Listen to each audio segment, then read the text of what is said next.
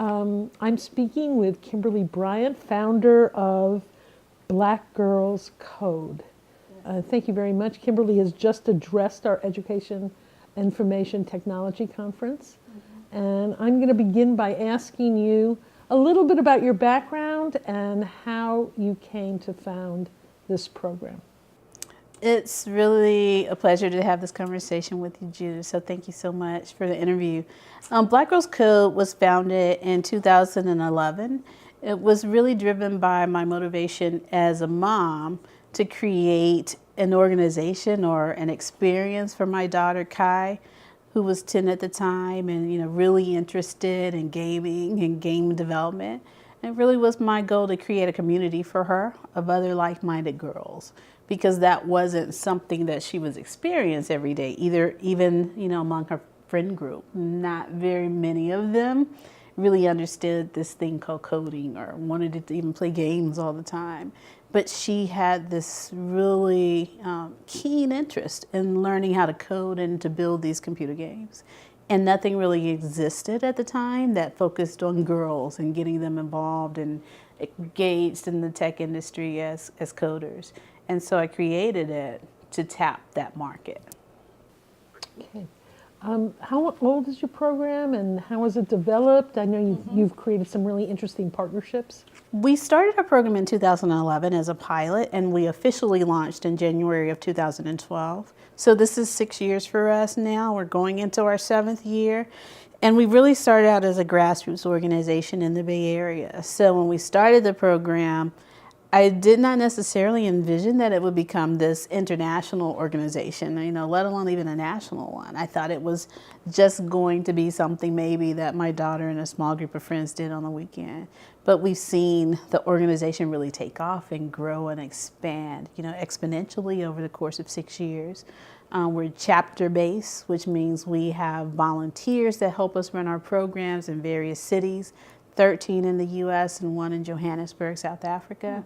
And we've probably reached about 9,000 students to date. Our very first corporate partner was Google. They've maintained a partnership with BGC over the 6 years in very unique ways. So the initial partnership was a financial grant, but our current partnership allows us to actually build an office, a New York office, right in their building. So they gave us a space for a period of years to really incubate our program. We run workshops in there. We're now currently in a redesign of the office space so that we can bring girls in the community in to teach them about the technology industry. But it really provides a unique opportunity to proximity, right? Proximity for our students to really being able to see, okay, this is what a company like Google looks like. And these are some of the people that may work in this organization. And proximity for their Googlers to have access to this demographic of students that they're trying and hoping to increase in their workforce. So it's a win-win for both Google and for Black Girls Code. And we do other partnerships with other organizations that may be similar. Some of them will work with us for an extended period of time and help us grow our programs, or they may just be financial partners that help us to start a chapter in various cities. So it varies, but it's been those partnerships that really has helped our organization to grow and continue to expand and build. So in the 6 years that your organization has existed and you've worked with a number of students, what have you learned about when best to introduce coding, computer science to this group of young women? Well, for Black Girls Code, we initially thought, interestingly enough, that we would only work with girls in middle school, so 12 to 13. And we were surprised in that very first pilot that we had girls as young as 6 that came into the program, sort of like tag-along students with their big sisters. But they had such a propensity for picking up this tool, a coding tool, and learning the language. They were almost as adamant or more so than learning to code than their older sisters. And so we realized that we could start much earlier in the pipeline. So we initially started to work with girls as young as 7. Sometimes we have 6-year-olds in the program as well. But we find that that's a good place to start because they know a little bit about how to read at that point in time when they may need to read as we start to teach them more progressive coding languages. But they also, at a very early part of the learning pipeline in terms of K through 12, where they don't know what they can't do yet, right? There's no limitations.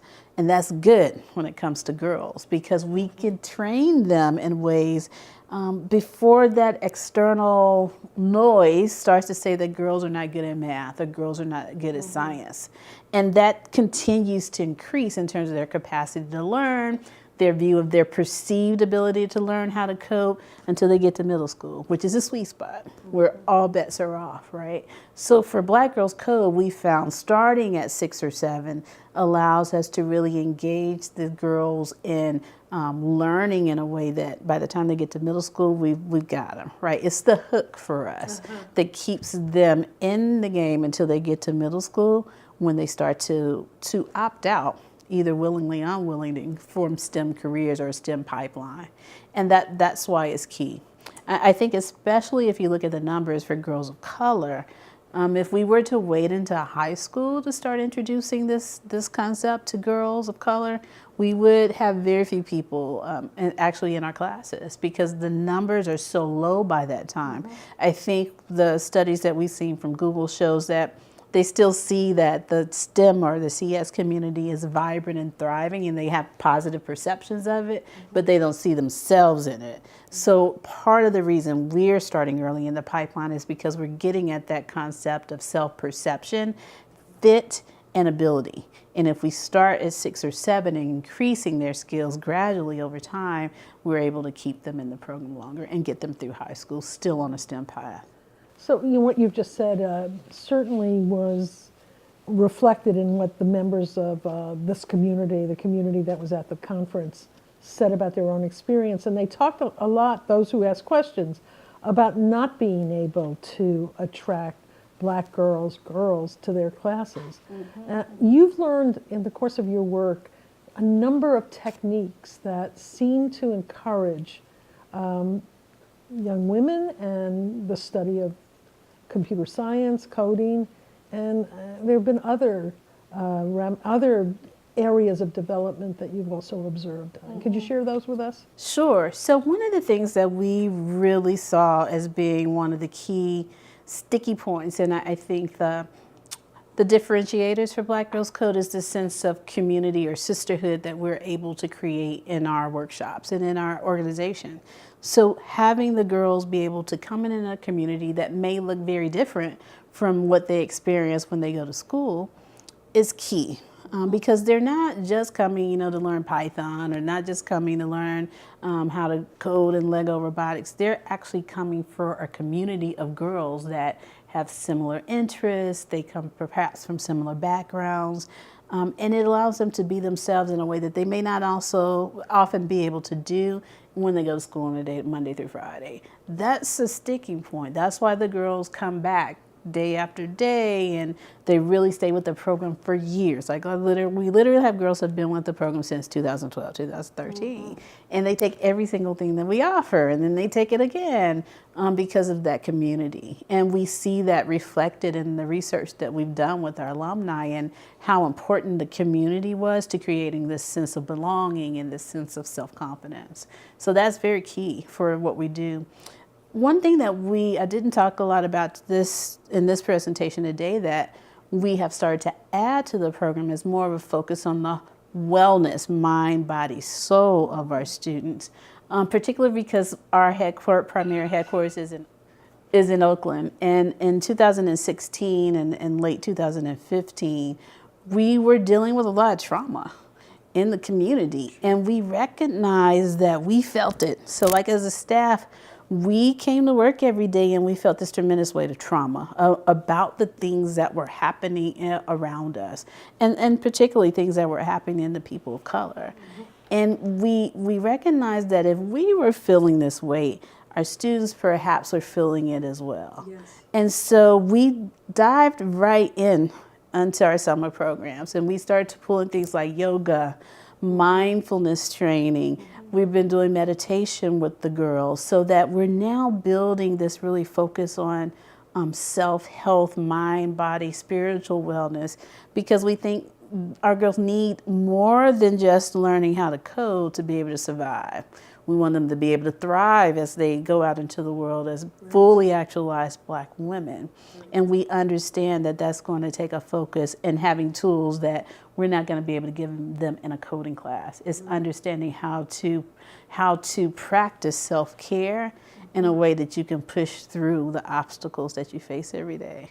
So that's something that, not a lot of the similar programs of work would do, but we feel it's necessary for Black women to have these skills and to be able to deal with the intricacies of being in an intersectional place in this world. Like, as a Black woman and as being Black in a community that is tremendously disenfranchised.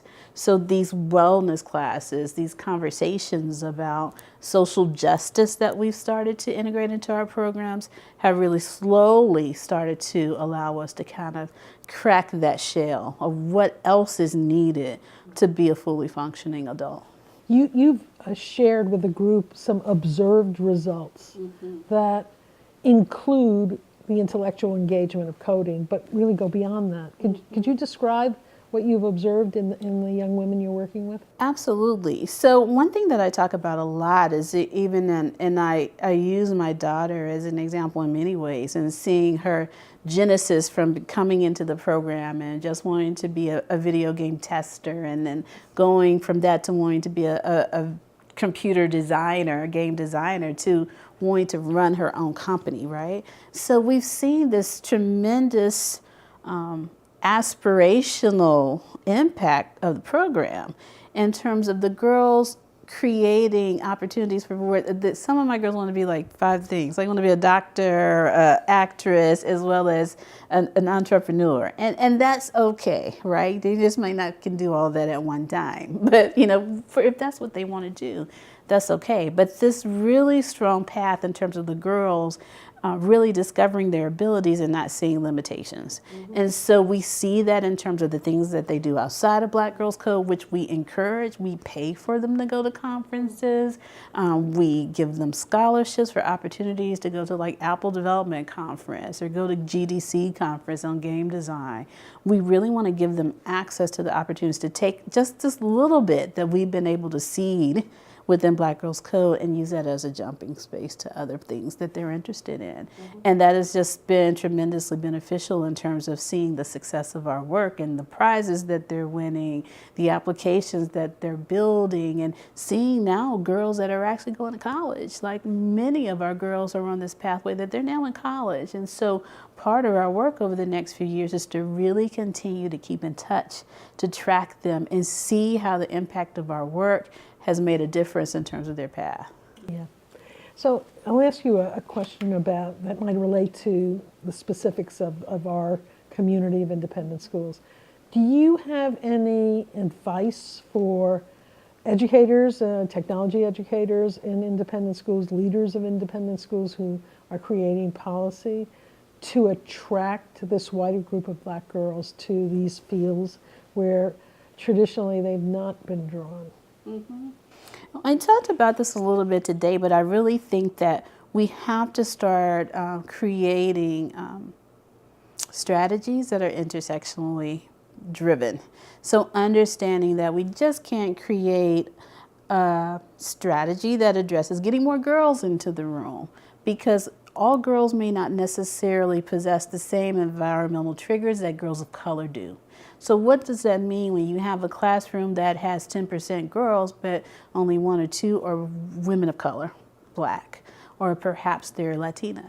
And what specific strategies are you going to do and engage them in different ways that are important? So we find that our Hispanic parents need a different set of informational tools than our Black parents. How do you address that in your programs? One size does not fit all. And I think one of the things that I see as an after-school nonprofit provider is that lots of the interventions that have come down the pipe, I would say since we started and a little bit after, they're like one size fits all. Like, oh, give everyone an hour to code. Great. But does that keep kids of color coming back? It does not. because they don't have a community when they're sitting in front of a computer doing an hour of code. Yeah, that's great, but that's not going to get them to college majoring in computer science. So understanding the needs of each individual student in a way that you can really integrate that into your curriculum and your approach to teaching those kids in your class. I think also really being bold enough to have this race and gender conversation, like within our community of educators. Are we discussing this? And then do we have the language to have these discussions, these radical discussions and conversations with our kids in the classroom? Because we need to, right? And they can have the conversations. One of the things I was talking with someone about after my talk was the fact that we do need to have these conversations with students, and boys need to be part of that, because we need to create allies as these kids grow up and become the owners and leaders in these companies. And that starts now. It doesn't start, when they're 20, 35 years old and they're in the workforce. How do we create strong allied relationships with girls and boys now that transfers to when they are adults and they are working in the field? Okay, well, great. Let me ask one last question. Okay. If any of our educators or even parents, these interviews are distributed widely through our community, want more information or contact your program, how would they go about it? Well, definitely, we would love for folks to reach out. We work with lots of schools all over. Reach out to us at our website at blackgirlscode.com. We have an office in New York. We have an office on the West Coast in Oakland. So we always welcome folks to come into our office, especially in New York, as we're trying to really build this community-focused learning center where folks can come in and talk about the work that we're doing, and we can share best practices, etc. And really, we also want to drive this conversation around collective impact. We feel that there's a need as we go to this next stage of really trying to change the numbers of inclusion in the industry for nonprofit organizations and traditional educational industry, as well as post-secondary institutions, to work together. Like, it's not just we solve this problem in schools. It's not just that we solve this program in after-school programs. We need all of us, collectively creating solutions that reaches our kids at every single touch point down this pipe. And I think that is how we can build some really significant change over the next 5 to 10 years. Great. Well, thank you so much for this interview. You're and very for your welcome. time and for your presentation. Thank you.